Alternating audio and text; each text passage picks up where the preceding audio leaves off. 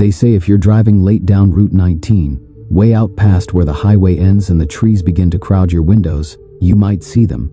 2 bright headlights in your rearview mirror. Too close, too fast. But when you try to pull over and let the driver pass, the bus doesn't pass. It follows. Slows down when you do, speeds up when you do, and if you make the mistake of stopping completely, they say you'll hear the door open before the engine ever goes quiet. That's what happened to my cousin Jared. That's what he said anyway. But Jared's been missing for 12 years, and the cops say his car was found with the driver's door open, keys still in the ignition, and faint tire tracks that ended in the middle of nowhere. No bus, no footprints, just cold. I never believed the story until last summer. It started with a dare. We were bored kids with too much time, and urban legends were our entertainment. So when Travis pulled up the article about the phantom bus and said, "We should find it," I laughed. But deep down, something shifted. Maybe it was because we lived just 30 minutes from the spot where Jared disappeared. Maybe it was because I still remembered the haunted look in my aunt's eyes when she whispered, "The lights followed him home." So we planned it. Me, Travis, Lena, and Marcus. 4 teens with nothing better to do than chase ghosts in the middle of summer. We packed up flashlights, snacks, and a full tank of gas. Left just after midnight to give the legend time to wake up, as Travis joked. But there wasn't much joking after we turned onto the back roads. There's something about the dark out there that doesn't feel like regular night. The trees get thicker, the stars vanish, and even the moon looks scared. It was Lena who noticed first. Was that a light? We all turned. A dull yellow glow blinked on deep in the woods to our right. Then it vanished. "Probably a porch light," I said, not really believing it. 10 minutes later, Marcus muttered, "Is it just me, or is the road looping?" I checked the GPS. The signal was gone. The screen just showed a spinning blue dot with no direction.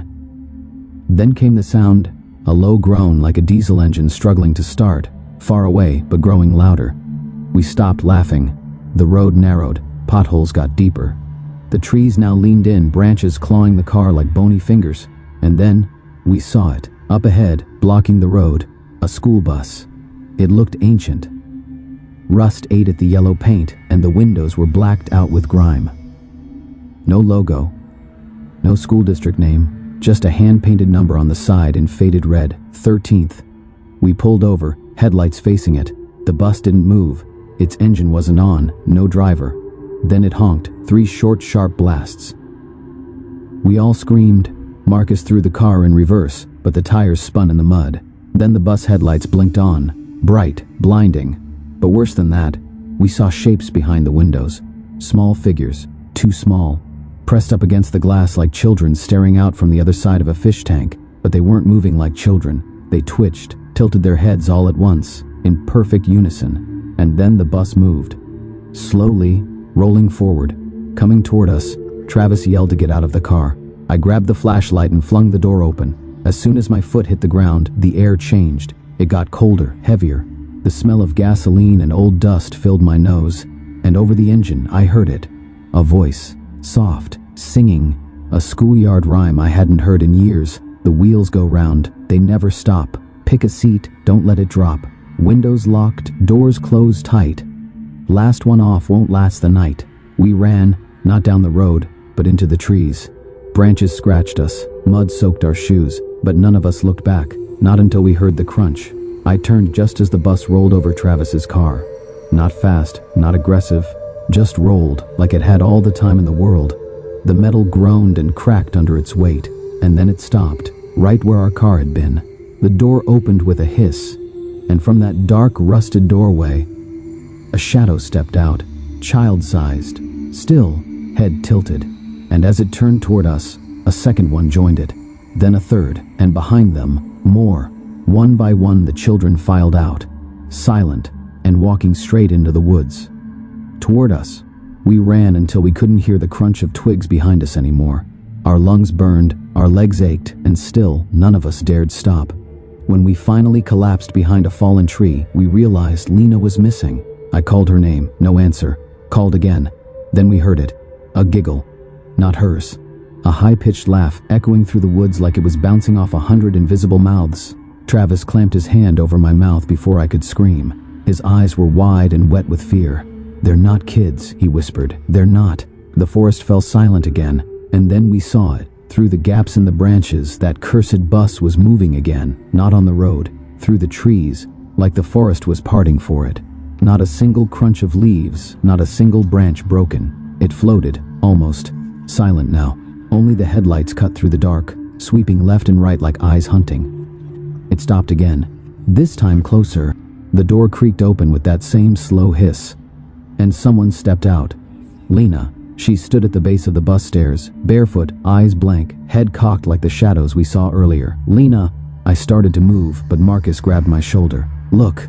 Lena raised her hand, not to wave, but to show something. A die, a cube, yellowed like old teeth. 6 sides, each marked not with numbers, but scratched in faces. Smiling, screaming, blank, sad. And her thumb was pressing it to her palm like she was about to roll it. No, Travis murmured. No, I didn't understand. Until she dropped it. It bounced once on the dirt, then again, and landed face up, a frown. The second she looked at it, Lena screamed, her mouth stretched too wide like her jaw unhinged. She fell to the ground, twitching. We sprinted to her, but she was gone. No breath, no heartbeat, eyes glassy, staring up at nothing. And then she vanished, right in front of us.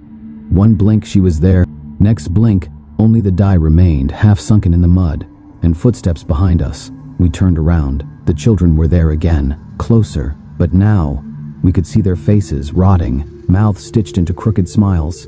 Their eyes were like fogged glass marbles, and their fingers, too long, like they'd stretched over time. One of them carried a clipboard. It stepped forward, offered it. Written in smudged ink and splattered with dried red was a simple list. Name, status, Travis playing Marcus playing you. Playing beneath that, in red letters, 1 wins. 2 stay. I couldn't think. Couldn't breathe. The bus behind them hummed louder now, like it was purring. Like it was alive. Travis pushed past us. I'm not dying here. He lunged toward the bus. Don't, Marcus shouted. Too late. The children parted, letting him through. As soon as Travis stepped onto the first stair, the doors slammed shut behind him. We ran after him, but we were too slow. The bus revved its engine, then peeled away, leaving behind tire tracks filled with black tar and ash, and Travis was gone. Me and Marcus stood in the clearing, silent, shaking. The clipboard lay at our feet now. We looked down. The names had changed. Name, status, Marcus playing you, playing Travis's name was gone. Not even marked lost, just erased. We had no idea what to do. There was no signal, no light, just woods and fear. Marcus pointed toward a dim red glow in the distance. We need to follow it. Maybe it's the road. We walked for what felt like hours. The glow never got closer, but we kept moving. Our feet blistered. My flashlight died. Still, the woods seemed to stretch further with every step. That's when Marcus stopped. What is it? I asked. He didn't respond. He was staring into the darkness. I followed his gaze. Another die, lying on a stump, just like Lena's. I grabbed his arm. Don't touch it. But it was too late. He picked it up, held it in his palm. I think I have to roll it, he whispered. No, we don't play the game. It's not a choice anymore. He dropped it. It clattered across the stump, bounced, landed, a face with both eyes X'd out. Marcus didn't scream. He just froze, like time stopped inside him. Then he dropped like a doll with cut strings. Gone. Vanished. The die spun once more and cracked into dust, and I was alone. The clipboard lay at my feet again. Now, it just said, name, status, you final player. Then the wind whispered through the trees. 100 little voices. Winner escapes, loser stays forever. And the bus's headlights blinked on through the trees again. But this time, it wasn't driving toward me. It was waiting. The headlights stared at me like giant yellow eyes. The bus didn't roar or hiss. It just waited, like it knew I was the last one. Like it was hungry. I could feel it pulling at something inside me. Not my body, but my name, my time, my story. I should have run, screamed, hid, but there was something cold in my chest now, like the world had tilted, and I was just sliding toward the end of a game I never agreed to play. The die wasn't in my hand, but I felt it, like it was inside me, rolling on its own. I walked forward. The forest didn't fight me this time. The trees leaned back. The bus door creaked open with that long hiss, and inside, it was empty, except it wasn't. Rows of seats stretched endlessly into the dark, and on every seat sat a shadow. Kids, teens, some old, like they'd been riding forever, all watching me. Their faces were blurred, flickering like static. Some looked afraid. Others grinned with teeth too sharp. Some had no eyes. I stepped in. The door slammed behind me. The lights flickered. Then a voice crackled over the rusted intercom. Final turn. Last roll. And in my hand, without me ever lifting a finger, there it was, the die. Only this time it was bleeding. Thick red drops slid down my wrist. Each side showed a version of me. One laughing, one crying, one buried, one burning, one running, one still. I didn't roll it, I couldn't. But it fell anyway. It bounced on the bus floor. Clink, clack, and stopped. The face it showed? A blank one. No eyes, no mouth. Just a hollow impression. And then everything stopped. The lights, the bus, my breath. The world blinked out. When I opened my eyes, I wasn't on the bus. I was on a road, standing still. No shoes, no sound, just fog curling around me like smoke, and headlights in the distance, not moving, just hovering. I looked behind me, a road with no end. Ahead, the same, a loop, endless. The clipboard appeared again in my hands. Now it read, "Name status you driver." I looked down, a steering wheel, a rusted floor beneath me. I wasn't standing. I was sitting in the front seat. The bus was mine now. And in the mirror, my face wasn't my own anymore. It was cracked, pale, eyes empty. I tried to scream, but my lips wouldn't move. My hands gripped the wheel on their own. The bus shuddered, engine rumbling to life. The forest opened. A new road appeared. And far off in the mist, a group of teenagers laughed and pushed each other near a dirt path.